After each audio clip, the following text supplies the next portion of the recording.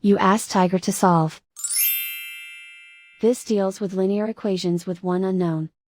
The final result is x equals 100. Let's solve it step by step.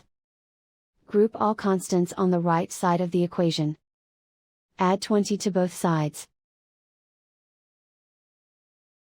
Simplify the arithmetic.